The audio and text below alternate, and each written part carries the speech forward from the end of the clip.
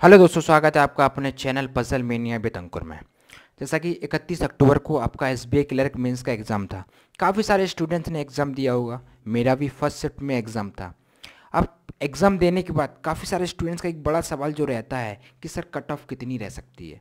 तो इस वीडियो में हम एक्सपेक्टेड कट ऑफ के बारे में बात करेंगे।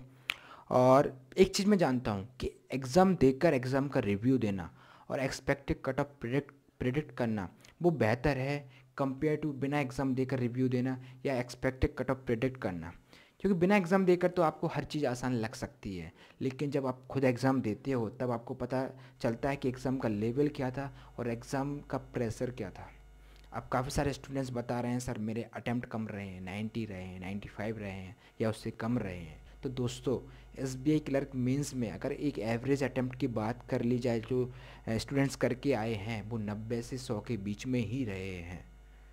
अब और जिसमें मेन फैक्टर जो था ना वो मैथ और रीजनिंग का था, जिसका क्वेश्चन का सिलेक्शन बहुत अच्छा रहा होगा वो मैथ और रीजनिंग में एवरेज 20 से लेकर 22 क्वेश्चन बना के आया होगा और अटेम्प्ट भी अच्छे रहे होंगे। क्योंकि आपको पता है कि 50 में 50 क्वेश्चन तो बनाने लायक आते नहीं हैं, लेकिन आपको अब पता ये रहना चाहिए कि कौन सा क्वेश्चन स्किप करना है, कौन सा क्वेश्चन बनाना है, क्योंकि उसमें काफ़ी सारे क्वेश्चन डिफ़िकल्ट रहते हैं और काफ़ी सारे क्वेश्चन बनाने वाले होते हैं लेकिन कैलकुलेटिव होते हैं। अब यहाँ से जिसका क्वेश्चन का सिलेक्शन अच्छा नहीं रहा होगा वो कहीं ना कहीं फंसा होगा मैथ और रीजनिंग में, जैसे मेरे साथ हुआ था मैथ्स में। मैंने गलत डीआई कर ली, वहाँ टाइम वेस्ट हुआ। फिर मिसलेनियस उठाने लगा तो वहाँ से टाइम वेस्ट हुआ। तो वहाँ से कहीं ना कहीं मेरा मनोबल काफ़ी डाउन हो चुका था, काफ़ी टाइम वेस्ट हुआ। तो मेरे मैथ्स में अटेम्प्ट भी कम रहे हैं। अब यहाँ से बात कर ली जाए, काफ़ी सारे स्टूडेंट्स बता रहे हैं sir second shift tough I थी। अगर सेकंड शिफ्ट टफ आई है तो आपको कहीं ना कहीं उसका फ़ायदा देखने को ज़रूर मिलेगा नॉर्मलाइजेशन में। अब यहाँ से अगर एक्सपेक्टेड कट ऑफ की बात कर ली जाए कि एक्सपेक्टेड कट ऑफ कितनी रह सकती है इस बार, तो स्टेट वाइज तो बात करेंगे नहीं, एक कॉमन एक्सपेक्टेड कट ऑफ के बारे में बात करेंगे जिसमें लगभग सारे स्टेट की कट ऑफ आ जाएगी। तो एक्सपेक्टेड कट ऑफ जो रह सकती है इस बार वो 88 से लेकर 100 के बीच में रह सकती है, जिसमें आपकी महाराष्ट्र की भी कट ऑफ रह सकती है, गुजरात की भी, यूपी की भी, छत्तीसगढ़ की भी।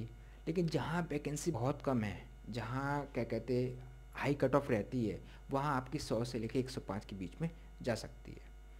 अब यहाँ से करना क्या है, देखो एग्ज़ाम हो चुका है, सबसे पहले टेंशन छोड़ दीजिए। एसबीआई क्लर्क मीन्स के बारे में सोचना बंद कर दीजिए कि आपके 95 रहे हैं, दूसरे के 120 रहे हैं, 130। देखो अटेम्प्ट से कुछ नहीं होता है। आपने काफ़ी सुना होगा कि जो 95 100 करके आया उसका सिलेक्शन हुआ है, जो 140 150 करके आया है उसके नहीं हुआ। तो एक्यूरेसी मेन होती है, और जो एक्यूरेसी मेंटेन करके रहा होगा एसबीआई क्लर्क मेंस में वो 90 से 100 के बीच में ही करके आया है। ठीक है। अब यहाँ से काफ़ी सारे एग्ज़ाम हैं, आरआरबी के हैं, आईबीपीएस के हैं, आरबी असिस्टेंट के हैं, उन पर फोकस कीजिए। यहाँ से आपको लेवल पता चल गया होगा एसबीआई क्लर्क मेंस से कि किस लेवल की आपको तैयारी रखनी है, खासकर मैथ और रीजनिंग में उस लेवल की तैयारी कीजिए। ठीक है। अच्छा मॉक टेस्ट लगाइए और करंट अफेयर्स आप पर डे पढ़िए। अगर आप पर डे करंट अफेयर्स नहीं पढ़ सकते हैं तो आप कम से कम जो भी आपके यहाँ न्यूज़पेपर आता है उसको पढ़ डालिए, आधा घंटा लगेगा, उसको पढ़िए।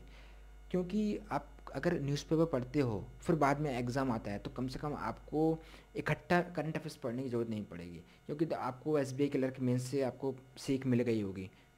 प्री का रिजल्ट और मेंस का एडमिट का दोनों साथ में आ गया, 8 से 10 दिन बचे थे और 8 से 10 दिन में मेंस की तैयारी। और आपको पता है प्री से तो सिलेक्शन मिलता नहीं, मेंस आपको निकालना है और करंट अफेयर्स बहुत ज़्यादा इंपॉर्टेंट हो जाता है। तो आप एटलीस्ट न्यूज़पेपर तो पढ़िए पढ़िए, लेकिन जो पर डे करंट अफेयर्स पढ़ रहा है बहुत अच्छी बात है। यहाँ से आपको सिलेक्शन लेकर ही निकलना है। एक चीज़ पर मत बैठिए कि एसबीआई हो गया तो बस इसी को पकड़ के बैठ गए, नहीं, आने वाले एग्ज़ाम पर फोकस कीजिए, क्योंकि आप इस मौके को नहीं गवा सकते हो। ठीक है। अब यहाँ से जिसने एसबीआई क्लर्क मेंस एग्ज़ाम दिया है शिफ्ट फर्स्ट में, शिफ्ट सेकंड में, आप ज़रूर बताइए किस शिफ्ट में आपका एग्ज़ाम था, किस स्टेट से आपने अप्लाई किया है और कितने आपने अटैम्प्ट किए हैं। बाकी फिर मिलते हैं नेक्स्ट वीडियो में, जब तक के लिए धन्यवाद।